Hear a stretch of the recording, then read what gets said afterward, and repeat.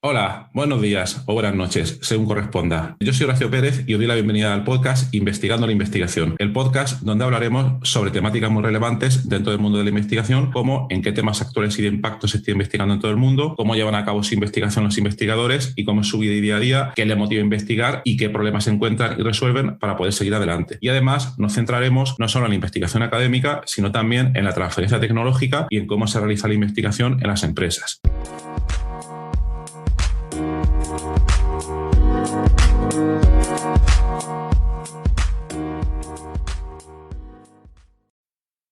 Hola, hoy es miércoles 16 de febrero de 2022 y hoy os traigo un episodio sobre bioinformática estructural. Os voy a hablar de una herramienta que hemos desarrollado en nuestro grupo de investigación, bioinformática estructural y computación de altas prestaciones, para la predicción de compuestos bioactivos en el contexto de la diabetes. Esta herramienta se trata de un servidor web que diseñamos con el objetivo de que fuera muy fácil de utilizar. Por lo tanto, si estáis empezando en el mundo de la bioinformática estructural, os lo recomendamos encarecidamente, que fuera fácil de utilizar, que produjera unos resultados útiles e interesantes y al mismo tiempo que pudiera ser usada en el campo de la docencia para ilustrar conceptos clave del descubrimiento de nuevos fármacos. Entonces decidimos desarrollar esta herramienta, se llama DIA-DB. Luego os dejaré el enlace en las notas del programa, tanto de la herramienta web como de la publicación principal. Y como os comentaba, el objetivo fue desarrollar una herramienta web de muy fácil uso, donde el usuario introduce información sobre un compuesto que quiere estudiar, quiere ver si ese compuesto tiene potencial como compuesto bioactivo de interés en el campo de la diabetes. Entonces introduce ese compuesto y el servidor web, mediante una serie de cálculos externalizados en un clúster de cómputo, le devuelve cierta información y el usuario, es el investigador, puede llegar a conclusiones muy interesantes sobre su posible bioactividad. Nuestro objetivo, como comentaba, fue hacer algo que fuera súper fácil de utilizar.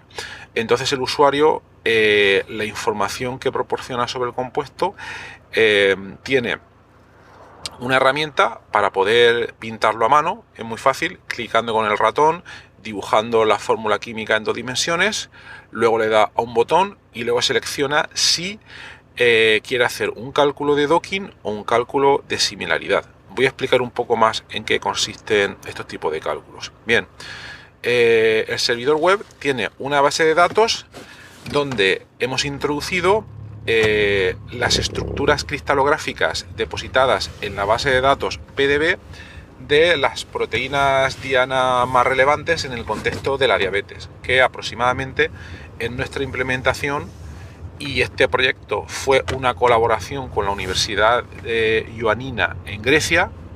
Ellos pulieron todas las estructuras cristalográficas, las estudiaron, las limpiaron, nos las enviaron y nosotros levantamos la estructura web para poder realizar los cálculos. Entonces contiene información sobre todas esas proteínas, unas 20, y se realiza un cálculo de docking del compuesto que a nosotros nos interese frente a esas 20 proteínas. ¿Qué es un cálculo de docking? Eso ya he comentado en capítulos anteriores en lo que consiste un cálculo de docking molecular.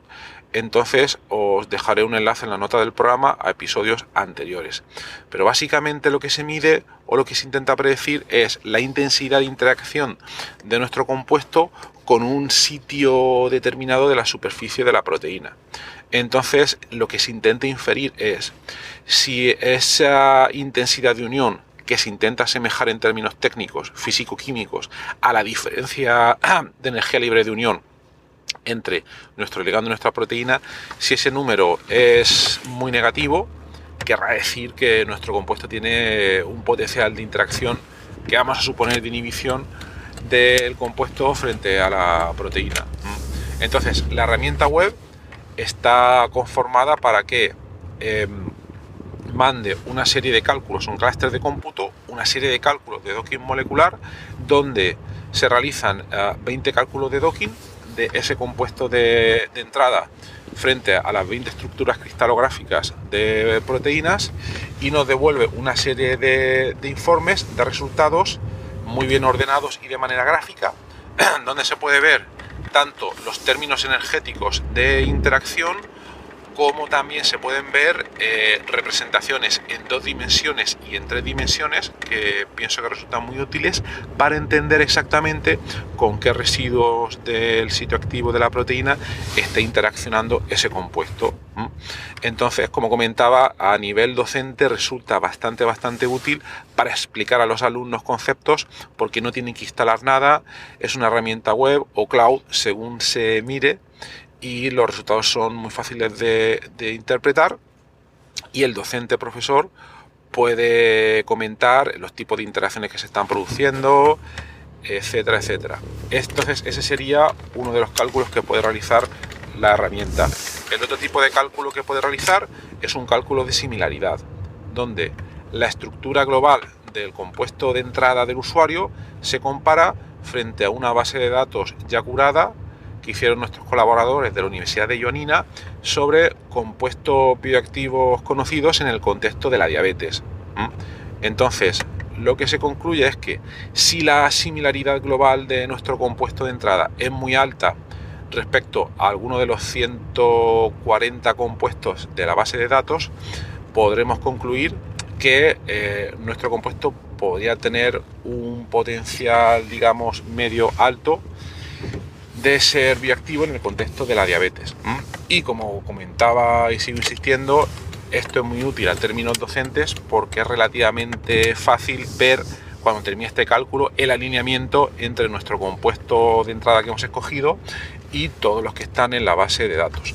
Obviamente, si nos vamos a un nivel un poco más detallado, la similaridad global muy alta en volumen, en forma, como lo queréis llamar, frente a otro compuesto, no implica necesariamente una bioactividad similar, porque hay que tener en cuenta muchos otros factores, pero sería un primer paso útil para poder seguir utilizando otros métodos mucho más detallados.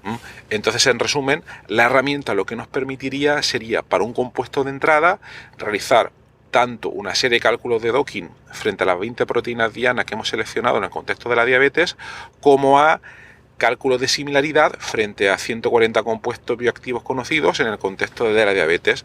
Entonces, el usuario, el estudiante, el docente, examinando los resultados de los dos cálculos, que están explicados de una manera, pensamos que bastante fácil y gráfica, puede llegar a concluir el posible potencial de ese compuesto en el contexto de la diabetes. Entonces, no me meto más en detalle, os recomiendo utilizar la herramienta, os dejaré el enlace en las notas del programa, y bueno, espero que te haya sido interesante. Si quieres discutir sobre la herramienta, puedes hacerlo en nuestra comunidad de Discord, y bueno, espero que te haya sido útil y que la pruebes, y nada, hasta el próximo episodio y que tengas un muy buen día de miércoles. Adiós.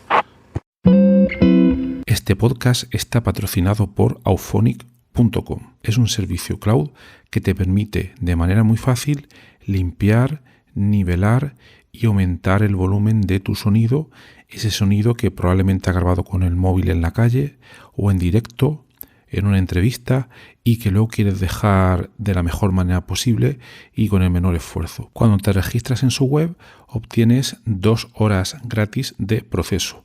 Pero para los oyentes del podcast, y utilizando el cupón que viene a continuación, vas a poder obtener 25 horas. Para ello debes dirigirte a la siguiente dirección: auphonic.com/OFFER/Horacio con H y con C.